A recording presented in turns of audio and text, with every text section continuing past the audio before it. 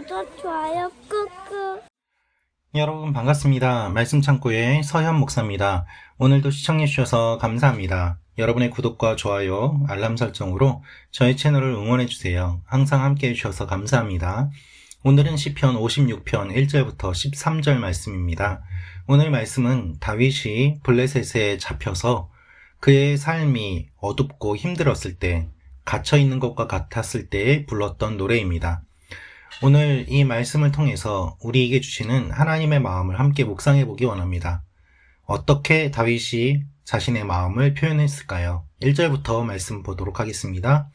오 하나님이여, 나를 불쌍히 여기소서. 사람들이 나를 삼키려고 하루 종일 공격합니다.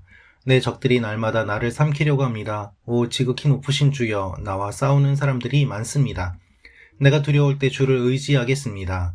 내가 하나님을 의지하고 그 말씀을 찬양하니 두려울 게 없습니다. 죽을 수밖에 없는 육체가 내게 무엇을 할 수 있겠습니까? 그들은 날마다 내 말을 왜곡하고 나를 해치려고 음모를 꾸미고 있습니다.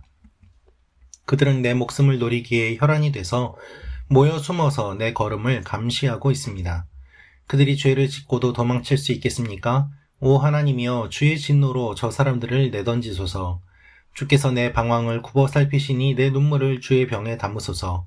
그것들이 주의 책에 적혀있지 않습니까? 그러면 내가 주께 부르짖을 때 적들이 물러날 것입니다. 내가 이것으로 하나님께서 내 편이심을 알게 되지 않겠습니까? 내가 하나님의 말씀을 찬양합니다. 내가 여호와의 말씀을 찬양합니다. 하나님을 의지하니 내게 두려울 게 없습니다. 사람이 내게 무엇을 할 수 있겠습니까? 오 하나님이여, 내가 주께 서원한 것이 있으니 주께 감사 예물을 드리겠습니다. 주께서 나를 죽음에서 건져내시고 내 발을 넘어지지 않게 지켜주셔서 내가 하나님 앞 산 사람들의 빛 가운데 다니게 하셨습니다. 여러분, 오늘 말씀을 보면 표제어에 이렇게 기록되어 있습니다. 다윗이 블레셋에 붙잡혔을 때 부른 노래라고 말입니다. 다윗은 블레셋과 적대 관계였습니다.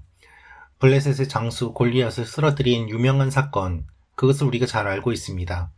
초기에 다윗이 블레셋과 싸워 이기고 또한 골리앗을 물리쳤지만 다윗이 지내는 가운데 블레셋에 잡히기도 하고 또한 블레셋에 몸을 숨겨서 사울이 자신을 죽이려고 할 때 피하는 일도 있었습니다. 이런 가운데 다윗이 찬양을 불렀던 것이죠. 오늘 찬양의 배경이 바로 이렇습니다. 그는 두려움 속에서 하나님을 부릅니다. 그리고 악인의 공격 가운데서 자신의 모습을 돌아보게 됩니다. 그리고 하나님께서 지켜주실 것을 고백하고 또한 기대하는 모습을 볼 수 있습니다.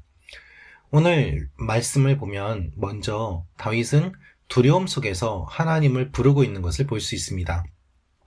여러분, 감옥에 갇히거나 또는 어떠한 상황에 여러분이 둘러싸여서 포위된 것과 같은 그와 같은 일들을 경험해 보신 일이 있습니까?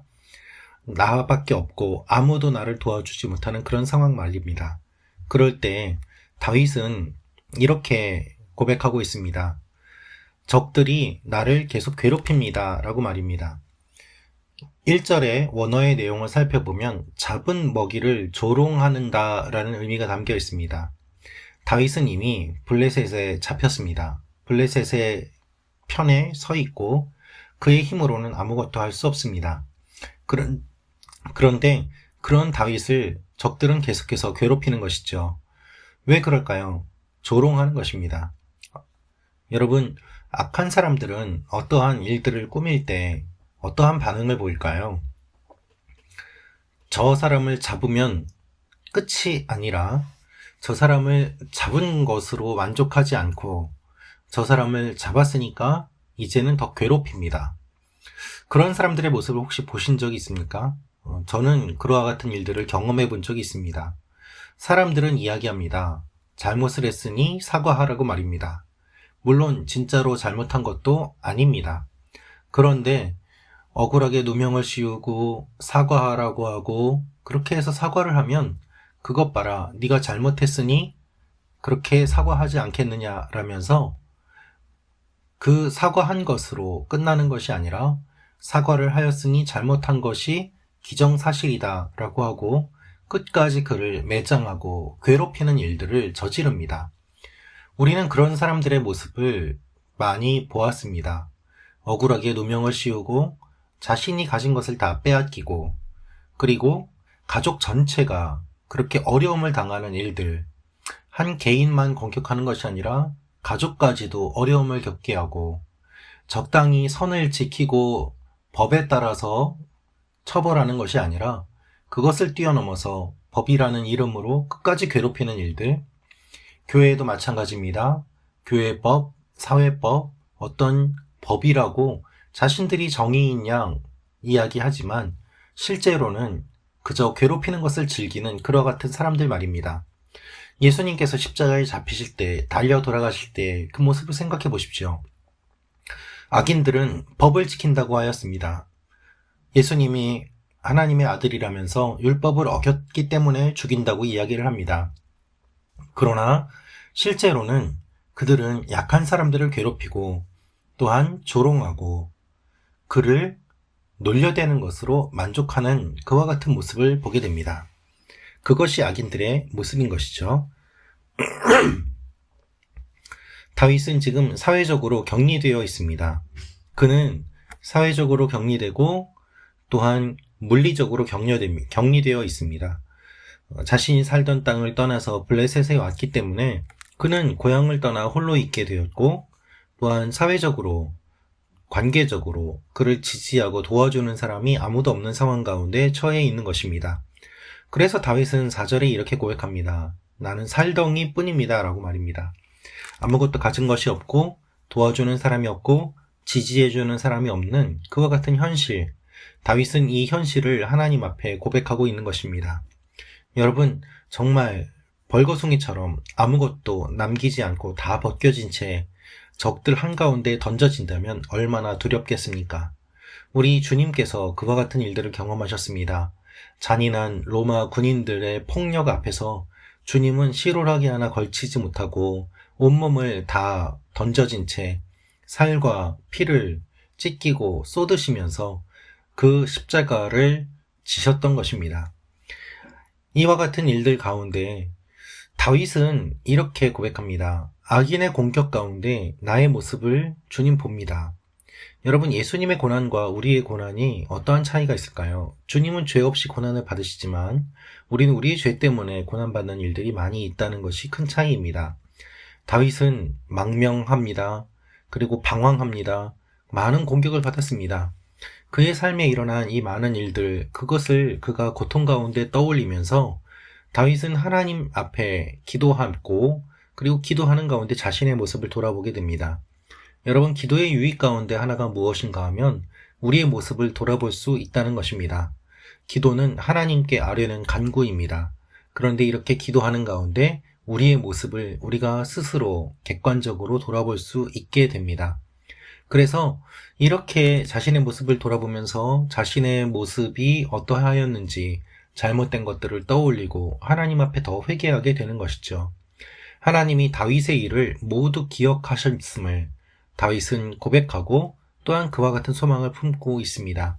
그래서 나의 눈물을 병에 담고 나의 고난이 하나님의 책에 기록되기를 간구한다고 기도하고 있는 것입니다. 사랑하는 말씀 창고 가족 여러분, 사실 이 말씀을 묵상하면서 저 스스로가 먼저 많은 위로와 은혜를 받았습니다. 우리의 삶 가운데 어려운 일들 많이 있습니다. 때때로 하나님이 정말 나를 기억하시는가, 하나님도 나를 버리지 않았나, 이와 같은 생각이 들 때도 있습니다.